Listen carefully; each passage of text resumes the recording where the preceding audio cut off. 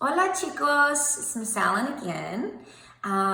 This week we are still working on the same thing. So our Ser and Estar charts, which hopefully you guys are memorizing.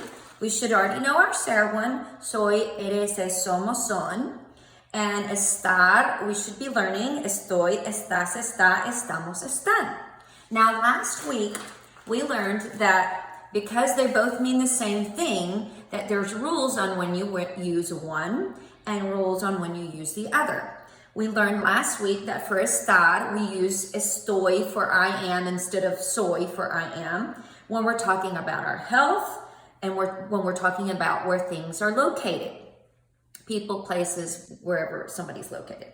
I'm going to finish the rest of this chart for you, although we're really not going to use much of it this semester or this year. Most of this will be used in Spanish too. But I want to go ahead and introduce you so you can see it, and you do have to learn the charts and the acronyms so that you can learn those. So the E stands for emotion. So if I were saying he is happy, he is sad, the is would be está, not es. Okay, so you wouldn't say él es feliz. You would say él está feliz. To be confused, to be upset, things that are emotions, okay? Emotions. P, the P stands for something that's called the present progressive tense. And that is the ing verb. So if I wanted to say he is swimming and there's an ing verb after, then I would use estar. I use the estar chart for that. And the T simply stands for temporary.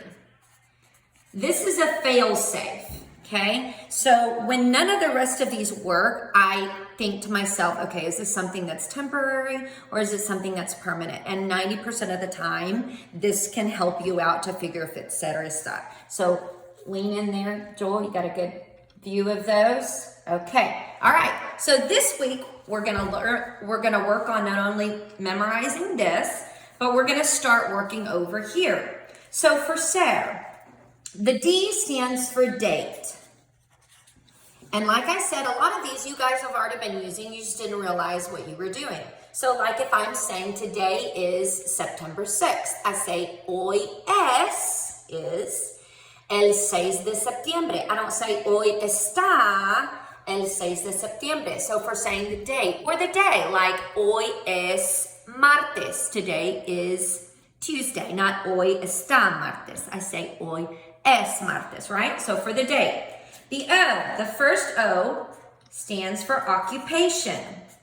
Your occupation is what you do for a living. What is it that you do? So like, he is a doctor. Él es un doctor. I am a teacher. Yo soy profesora.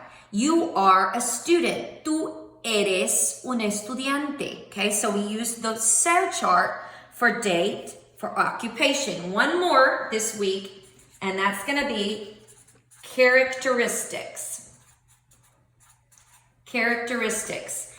Characteristics of your body, characteristics of something. So if the glass is tall, it's big, it's blue, something that describes you or describes something or an animal or something like that. So it is big would be es grande, not está grande. Yo soy alta, I am tall. Isn't that funny? Okay, I'm short. So yo soy baja, I am short, not yo estoy baja. Okay, so you'd use this chart for date, occupation, and characteristics. All right, I'm going to put some work on the Google Classroom for you guys to do. One of them is going to be for you to write out the so far, this chart, and the few that we've done over here. And then the rest of it is going to be practicing both charts. So the star and the ser, and when you use one and when you use the other, okay? And submit those to me. We're going to actually finish this part up next week, and then we will have a test the following week. So if we get to go back to school, knock on wood that we do, possibly when we get back, we would have a test over this. And if not, we'll do it online. And then when we get back, we'll introduce the next part. So I hope you guys are having a great time and keeping up with your online courses, because remember, you don't get credit if you don't do it. So have a great one.